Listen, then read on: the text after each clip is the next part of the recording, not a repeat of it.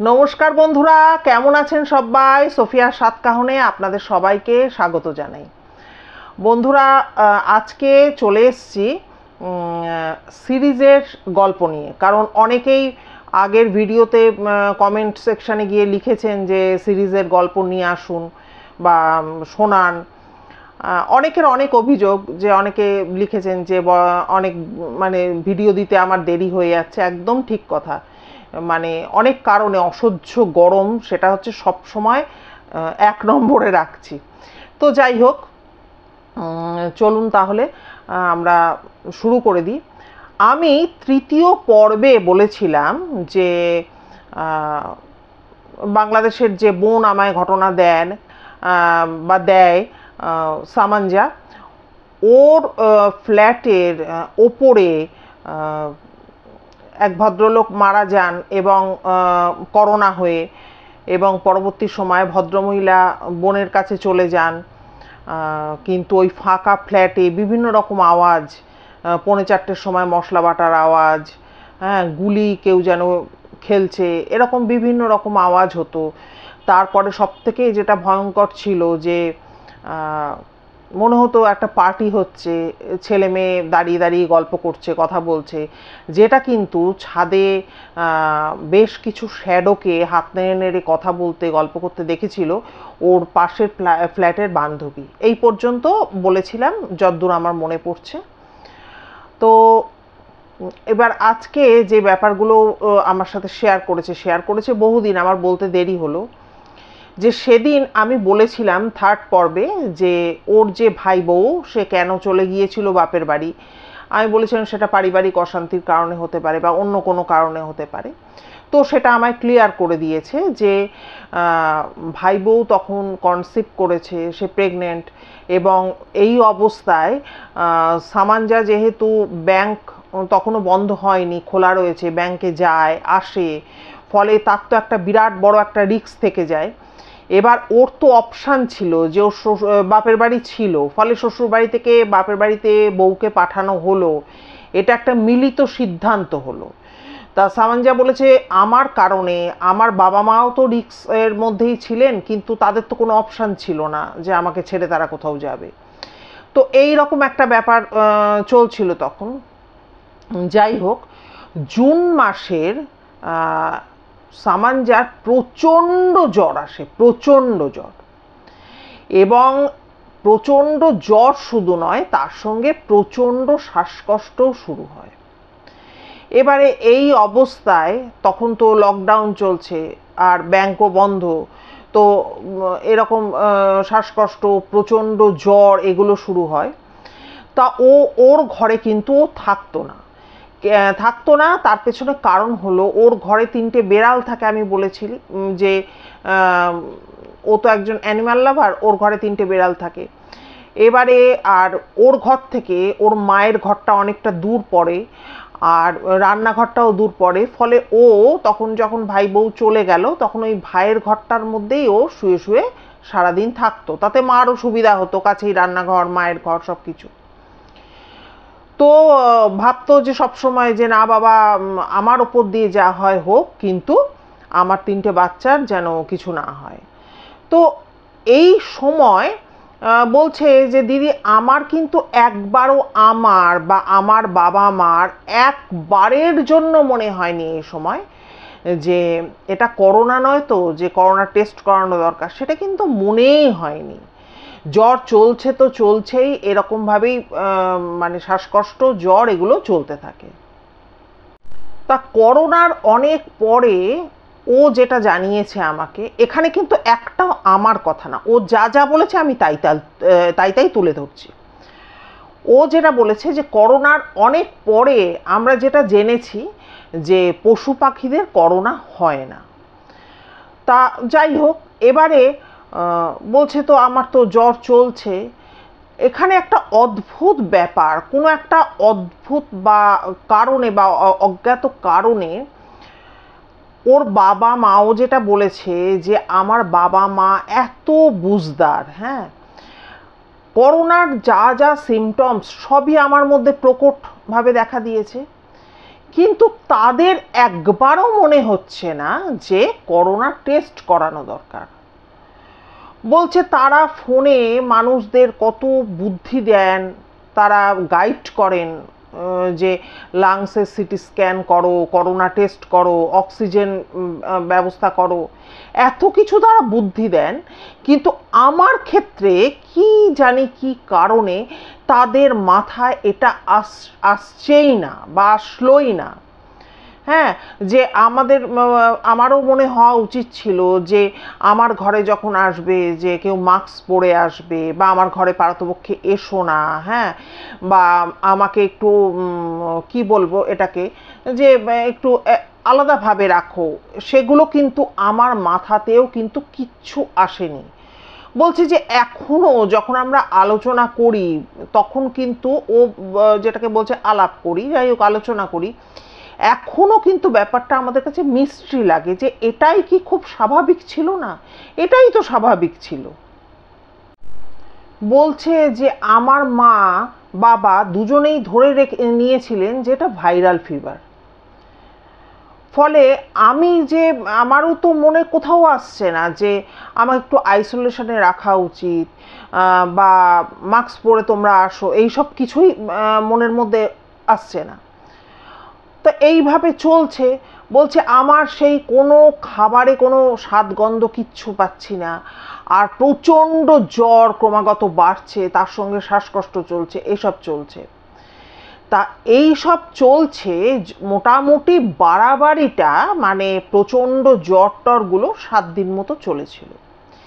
এবারে মানে 7 দিনের মধ্যে যখন 4 দিন, তা একদিন সন্ধ্যের একটা ঘটনা ও আমাকে বলেছে। তা সেই সময় মানে তখন কিন্তু জুনের 6 তারিখ কি 7 তারিখ। তো ও বলছে যে আমি এখন যে তোমাকে বলছি আমার পুরো গায়ে কিন্তু কাঁটা দিচ্ছে।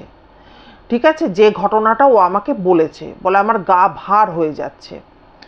বলছে সন্ধ্যের সময় আমার মা আমার জন্য খাবার কিছু তৈরি করে ঘরের মধ্যে ঢুকছে। আমি তাকিয়ে রয়েছি, মা আসছে, মার পেছন পেছন আমি দেখি বিরাট উঁচু লম্বা একটা বিশাল বড় একটা কালো পর্দার মতো ছায়া মূর্তি, যার মাথাটা প্রায় সিলিং ছুঁয়েছে, পরিষ্কার মার পেছন পেছন এসে আমার ঘরে ঢুকলো। এবারে মা, আমি তো ওই দিকে তাকিয়ে আছি, আমি মার দিকে তাকিয়ে নেই, আমি তাকিয়ে আছি মার পিছন দিকে। তা আমি মাকে তখন, মা কি বলে যাচ্ছে আমাকে, আমার দোকান দিয়ে কিছু ঢুকছে না, আমি খালি ওই মূর্তিটা ওই সিলিং ছুঁয়েছে এবং কালো পর্দার মতো, মানে কালো ঘন যেন একটা চাদর দিয়ে তৈরি একটা মূর্তির মতো, মানে অবয়ব, সেইটাকে আমি খালি লক্ষ্য করছি। এবং আমি বলছি যে মা ওটা কে, মা কে ও মা ওটা কে গো, এরকম আমি বলছি সমানে। আর মা ভাবছে যে আমার বোধহয় জ্বর হয়েছে, আমার যেহেতু জ্বর চলছে, জ্বর হয়েছে না, জ্বর তো সত্যি চলছে, আমি প্রলাপ বকছি জ্বরের মধ্যে, যেটা মানে আমরা উল্টোপাল্টা কথা বলি। মা ভাবছে আমার তাই হয়েছে। মা সমানে বলে কই কে, কেউ তো নাই, এখানে তো কেউ নাই। মা তো সমানে বলে যাচ্ছে, আর আমি ততই বলে যাচ্ছি না ও মা ওটা কে গো, তোমার পেছন পেছন ঘরের মধ্যে ঢুকেছে, ওটা কে। এই রকম একটা জিনিস ও দেখতে পায়। এবারে ও যেটা বলেছে যে দিদি, অনেকেই হয়তো বলবেন যে জ্বরের ঘোরে আমি কি দেখেছি, সেই যে একটা পর্দা, কালো কুচকুচে পর্দার মতো সেই যে একটা অবয়ব বা ছায়া, আমি কি নাকি জ্বরের ঘোরে দেখেছি। ও এটার ব্যাখ্যা দিয়েছে যে জ্বরের ঘোরে আমরা যে কথাগুলো বলি বা যা দেখি সেটা কিন্তু পরবর্তী সময় রিকল করা যায় না, বা রিকল করতে গেলে গায়ে পুরো কাঁটা দিয়ে ওঠে না। বলছে আমি পরিষ্কার স্পষ্টভাবে দেখেছি এবং পরে বুঝেছি যে আমার পরিবারের সামনে কঠিনতম সাংঘাতিক একটা অবস্থা আসতে চলেছে, এটা ছিল তার পূর্ব লক্ষণ মাত্র। এটা আমি পরে রিয়েলাইজ করেছি। তো যাই হোক, এপ্রিল মে মাসে, বিশেষ করে মে মাসের দিকে তো সরকার থেকে ব্যাংক ট্যাঙ্ক সমস্ত বন্ধ করে দিল, তখন তো পুরো বাড়িতেই ছিল। বলছে বাড়িতে যখন ছিলাম তখন জন্ম মৃত্যু স্পিরিচুয়ালিটি এই ব্যাপারগুলো নিয়ে আমি না ভীষণ নাড়াচাড়া করতাম।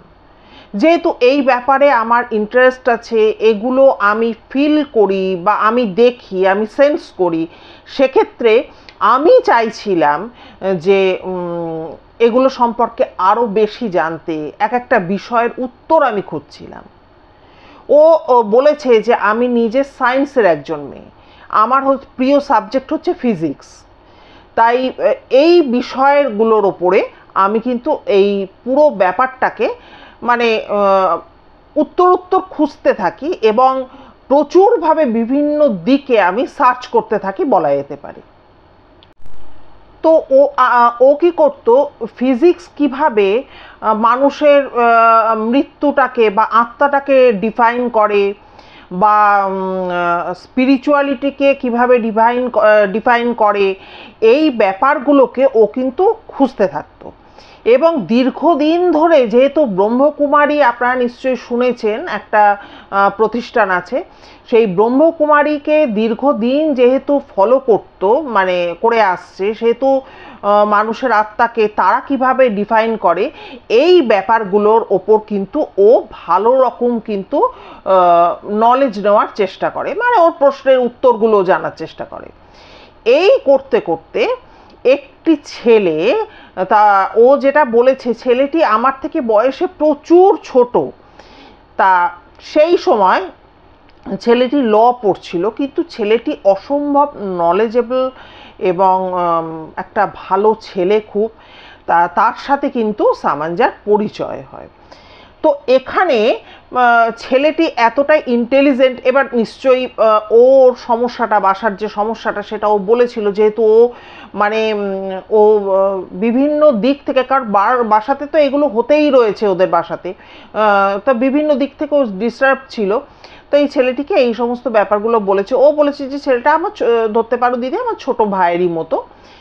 তো ওকে পুরো ব্যাপারটা বলে। তা এবারে ছেলেটি একজনের ফোন নাম্বার দেয়। সেই ফোন নাম্বারটা যার দেওয়া হয়, সেই ভদ্রলোকের নাম ছিল মানে কি কিছু মানে কি নামটা উনি মানে সামাঞ্জি আমায় বলেনি, ও বলেছে আমরা মণ্ডল কাকা বলে সম্বোধন করেছি, এবং বলেছে এই যে মণ্ডল কাকা, এই যে মানুষটির যে রোল, সেটা কিন্তু পরবর্তী সময় যত আমি ঘটনা বলবো সেখানে কিন্তু বিরাট ইম্পর্টেন্ট একটা ক্যারেক্টার এই মণ্ডল কাকা। তা মণ্ডল কাকার নাম্বার টাম্বার তো ওই ভাইটি দেয়, ধরে নেওয়া যাক ওই ইয়ের নাম, ভাইটির নাম হচ্ছে সাগর, ঠিক আছে, ওই সাগর বলে ওই ভাইটি ওকে দেয় নাম্বার। এবার ও কিন্তু যোগাযোগ করে মণ্ডল কাকার সাথে। এবারে এই মণ্ডল কাকার কথাও যেটা বলেছে, বাংলাদেশেরই কোনো একটা জায়গায় উনি থাকেন। তো ও তো ওইখানে তো ফোন করে, ফোন করে বলে যে সাগরের নাম করে বলে যে সাগরের কাছ থেকে আমি নাম্বারটা পেয়েছি। তার আগে ও যেটা বলে যে হিন্দু ধর্মের উনি, ও বলেছে যে একজন সাধু, হ্যাঁ, বা পুরোহিত, ও বলেছে পুরোহিত। কিন্তু এই ব্যাপারটা শুনে আমার কোথাও মনে হয়েছে, এটা আমি আমার মতামত জানাচ্ছি, আমি জানি না এটা সঠিক, আমার বলাটা ঠিক হচ্ছে কিনা, আমার মনে হয়েছে উনি কোনো যোগী পুরুষ বা কোনো তন্ত্র সাধনা করেন, তান্ত্রিক ধরনের কোনো মানুষ। কিন্তু ও বলেছে যে দিদি তুমি আমায় ক্ষমা করো, আমি তো এগুলো জানি না, আমার মনে হয়েছে একজন পুরোহিত। যাই হোক, তো এখানে তো ক্ষমা চাওয়ার কোনো ব্যাপার নেই, কারণ হচ্ছে কি ইসলাম ধর্মেরও অনেক কিছু আমার জানা নেই, আমি তো প্রতি মুহূর্তেই সেটা বলি। তো যাই হোক, ওই মানুষটি যিনি মণ্ডল কাকা, ওনাকে কিন্তু সামাঞ্জা ফোন করে এবং পুরো বাসাতে কি হচ্ছে না হচ্ছে মানে বলে, মোটামুটি বলে। কিন্তু এখানে একটা টুইস্ট, ও কিন্তু ওর যে বান্ধবী বলেছিল যে একটা ছাদের কর্নার যেখানে তোমার মানে ফ্ল্যাটের বারান্দাটা রয়েছে সেইখানে একটা সুইসাইডের ব্যাপার আছে, সুইসাইড ঘটেছিল, একটি ছেলে সুইসাইড করেছিল, আমি আগের পর্বে সেটা বলেছি। এবং জমির নিচে কিন্তু তোমাদের কিছু একটা অসুবিধা রয়েছে। ও কিন্তু মণ্ডল কাকাকে এই ব্যাপারটা পুরোপুরি হাইড করে যায়।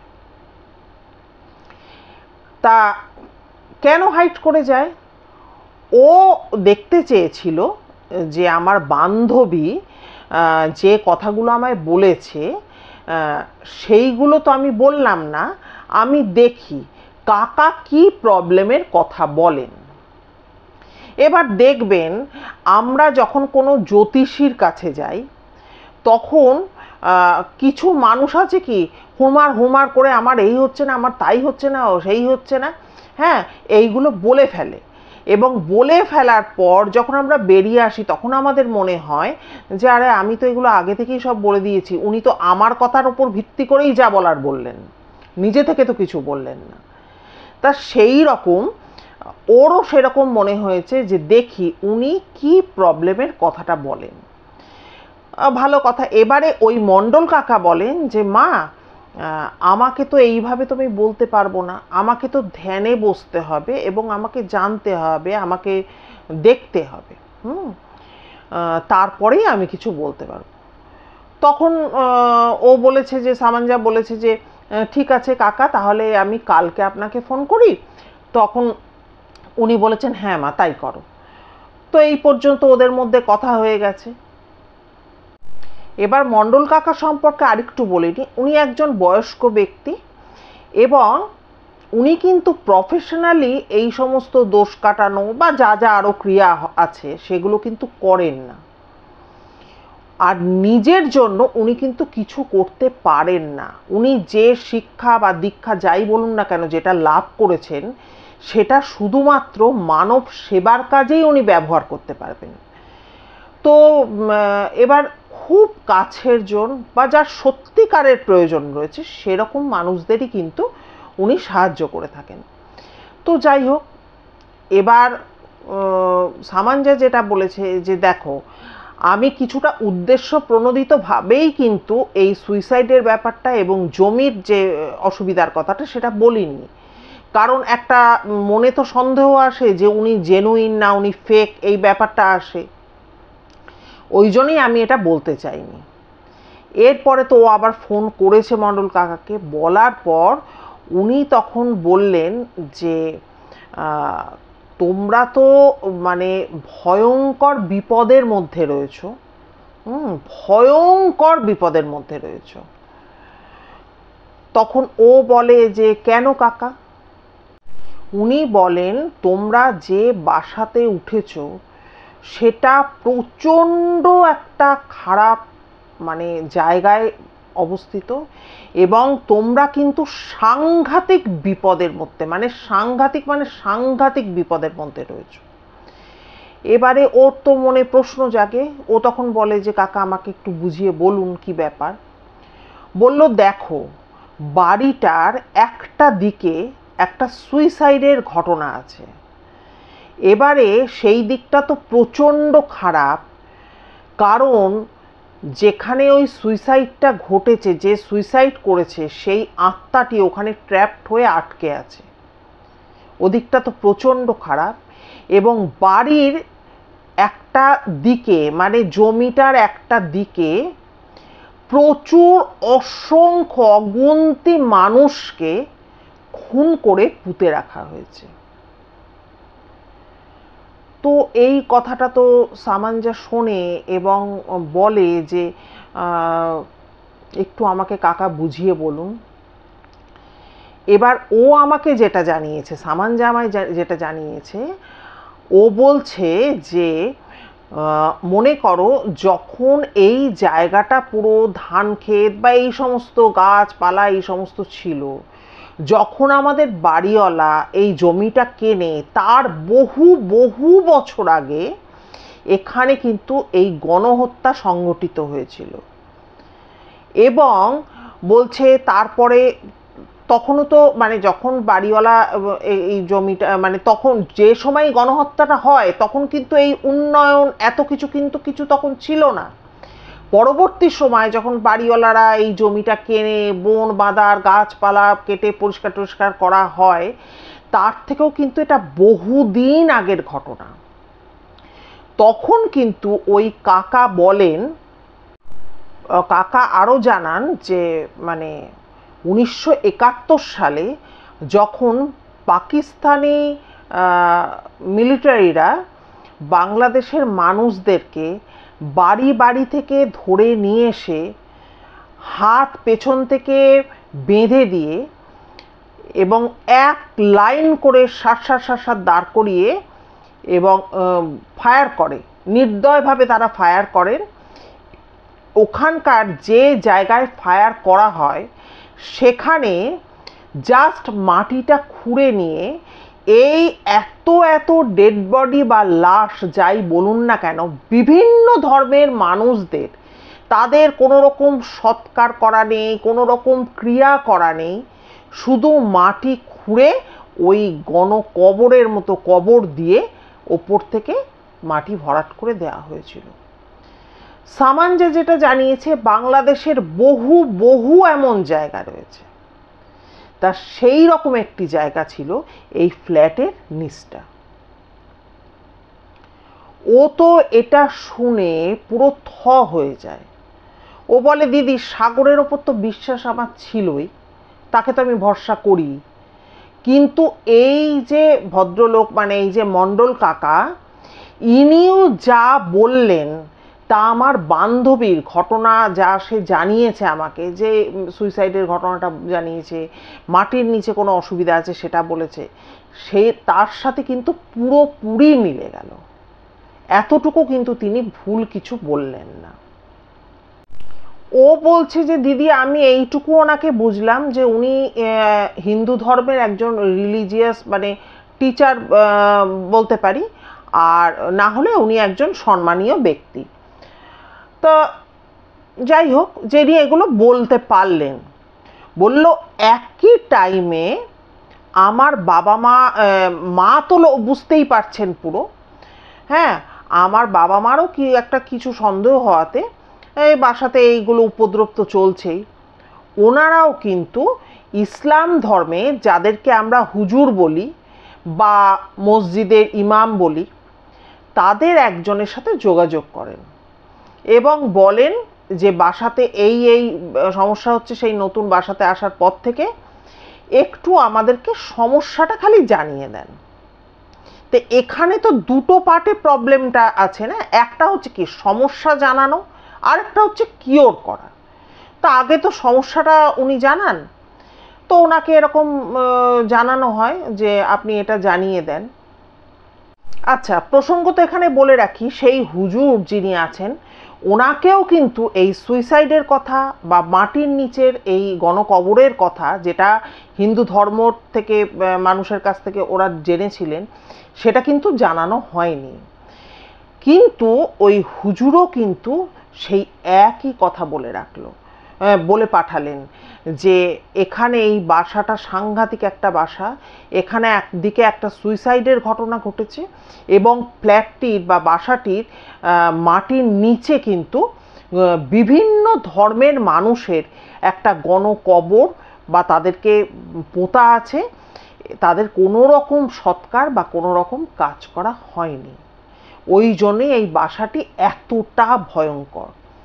এবার এরা বলছে আমরা দিদি প্রত্যেকে মাথায় হাত দিয়ে থ হয়ে গেলাম যে দুটি ধর্ম, ইসলাম ধর্ম এবং হিন্দু ধর্ম, দুটি মানুষ, তারা দুটি প্রান্ত থেকে কিন্তু একই কথা বললেন, ব্যাক টু ব্যাক তারা মানে খবরটা আসলো এবং মাত্র 2-3 দিনের মধ্যে। আমরা পুরো একদম হতচকিত হয়ে যাই, সেই রকম আমাদের অবস্থা হয়ে গেল। এবং সবথেকে যেটা ভয়ঙ্কর, সবথেকে ভয়ঙ্কর, অ্যালার্মিং বলা যেতে পারে, ওনারা যেটা বললেন সেটা হচ্ছে যে এই বাসাতে যারা থাকবেন তাদের ধীরে ধীরে ধীরে ধীরে আর্থিকভাবে তারা ধ্বংস হয়ে যাবে এবং এই বাসার বিভিন্ন মেম্বারদের মধ্যে তাদের শারীরিক সুস্থতা আস্তে আস্তে নষ্ট হয়ে যাবে তা এবং সামাজিক বা পারিবারিক যে সম্পর্কগুলো সেখানেও কিন্তু এরা হেয় প্রতিপন্ন হয়ে একটা সময় কিন্তু এই সংসারটা ভেঙে যাবে। এই অ্যালার্মিং ব্যাপারটা কিন্তু দুটি জায়গা থেকেই আসলো।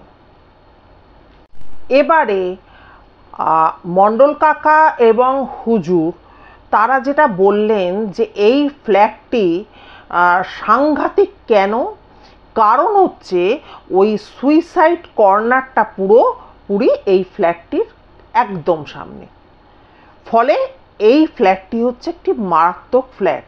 এটা কিন্তু দুই ধর্মে দুজন বিজ্ঞ বা অভিজ্ঞ মানুষ কিন্তু বলে পাঠালেন। এবারে এই অবস্থায় কিন্তু মানে এরা তো পুরো চিন্তায় পড়ে গেল যে কি হবে, কি করা যায়। কারণ সামাঞ্জা যেটা বলেছে যে আমার বাবা বিশ্বাস করেন না, বা হয়তো বিশ্বাস করলেও সেটা মনে মনে, কিন্তু আমি এবং আমার মা আমরা তো দুজনেই ব্যাপারটা মানি। হ্যাঁ, আর যেগুলো হচ্ছে বাড়িতে সেগুলো তো অবিশ্বাসের কোনো জায়গাই নেই, এগুলো তো ঘটছেই সমানে। এবার এরা তো প্রচণ্ড চিন্তায় পড়ে গেল। লকডাউন চলছে, করোনা চলছে, তার মধ্যে কি বাসা বদলানো সম্ভব? অসম্ভবের ওপরও যদি কিছু থেকে থাকে তাহলে সেটাই। হ্যাঁ, এই অবস্থায় তো কি করা যায়, এরা তো বিরাট চিন্তায় পড়ে গেল। বলে আমরা নিস্তব্ধ এবং বাকরুদ্ধ হয়ে গেলাম যে দুজন মানুষ, দুই প্রান্তের দুজন মানুষ একই কথা বললেন এবং দুজনকে আমরা না সুইসাইডের কথা বলেছি, না আমরা মাটির তলায় কি রয়েছে সমস্যা তার কথা বলেছি। দুজনের দিক থেকেই যে ঘটনাগুলো তারা মানে দুজনেই বলে পাঠালেন দুটোই মিলে গেল, তাহলে তো এটা মিথ্যে হওয়ার কোনোভাবেই উপায় নেই। এনারা বিরাট চিন্তায় পড়ে গেলেন। বলছে আমরা পুরো স্থবির হয়ে গেলাম, আমরা বাকরুদ্ধ হয়ে গেলাম এই একই ঘটনা দুজনের মুখ থেকে শোনার পর। এবং তার মানে এটাই বোঝা যায় এখান থেকে যে ওর যে বান্ধবী বলেছিল তার সাথে হুবহু বিবরণ মিলে গেল। এমন দুজন মানুষ, যে হিন্দু ধর্মের মানুষ তিনিও জানেন না ইসলাম ধর্মের মানুষটি কি বলেছেন, এবং ইসলাম ধর্মের মানুষটিও কিন্তু জানেন না হিন্দু ধর্মের মানুষটি কি বলেছেন, কিন্তু তাদের দুজনের কথাই কিন্তু এক বেরিয়ে এলো। এই পর্যন্ত বলে কিন্তু এই এপিসোডের এই পার্টের মানে ঘটনাটা সামঞ্জস শেষ করেছে। আপনাদেরকে বললাম বন্ধুরা অতি অবশ্যই জানাবেন আজকের এই সিরিজের এই ঘটনা আপনাদের কেমন লেগেছে, এবং যারা মানে প্রথম দিন থেকে শুনছেন তারা তো ভালোই বুঝতে পারবেন। আর আমি সকল আমার ছোট্ট চ্যানেলের বন্ধুদেরকে বলবো দয়া করে কিন্তু প্রথম থেকে এপিসোডটা শুনুন। এটা কিন্তু একটা গায়ে মানে কি কাঁপন, হাড় কাঁপিয়ে দেওয়ার মতো একটা ঘটনা আমি বলে চলেছি। আজকে এটা আমরা চতুর্থ পর্ব মানে পোস্ট হবে চতুর্থ পর্ব হিসাবে। আপনারা সবাই শুনবেন দয়া করে এবং কমেন্ট করবেন, তাতে যে ঘটনাটি পাঠাচ্ছে তার খুবই ভালো লাগবে, এটা তো স্বাভাবিক, সে উৎসাহিত হবে। আর আমারও খুব ভালো লাগবে যে এত চ্যানেল থাকতে সে যে আমার চ্যানেলে এই ঘটনাটা শেয়ার করছে, আমার চ্যানেলের বন্ধুরাও কিন্তু তার পাশে দাঁড়িয়ে তাকে উৎসাহ দিচ্ছে, এটা আমারও খুব ভালো লাগবে। আর কি বলবো, নতুন পুরনো সকল বন্ধুদেরকে বলবো যদি ভিডিও ভালো লাগে দয়া করে একটু শেয়ার করে দেবেন আপনাদের পরিবার পরিজনেদের মধ্যে। আর যদি কোনো ঘটনা থেকে থাকে, যে আজকেই যেমন এক ভদ্রমহিলা ফোন করেছিলেন সিঙ্গুর থেকে, তা উনি একটা ঘটনা দেবেন বলেছেন। তো এরকমভাবে আপনাদের নিজের জীবনে ঘটা বা কারোর মুখ থেকে শোনা যদি কোনো ঘটনা থাকে, যদি মনে হয় যে আমি ক্যামেরার সামনে গিয়ে বলতে পারছি না বা বলা সম্ভব নয়, সবাই তো ক্যামেরা ফ্রেন্ডলি হয় না, সেক্ষেত্রে যদি মনে হয় আমার দ্বারা হবে তাহলে দয়া করে একটু নক করবেন আমাকে। আর কি বলবো, সবাই যারা নতুন বন্ধুরা যারা এতক্ষণ ধরে আমায় শুনলেন, যদি ভিডিও ভালো লাগে তাহলে দয়া করে একটা লাইক করে সাবস্ক্রাইব করে নেবেন এবং বেল আইকনের অলে গিয়ে প্রেস করবেন, তাহলে আমার ভিডিওর যে কোনো ভিডিওর নোটিফিকেশান চটজলদি আপনারা পেয়ে যাবেন। সবাই খুব খুব ভালো থাকবেন, সুস্থ থাকবেন। দেখা হচ্ছে তাহলে নতুন একটা ভিডিও নিয়ে। নমস্কার।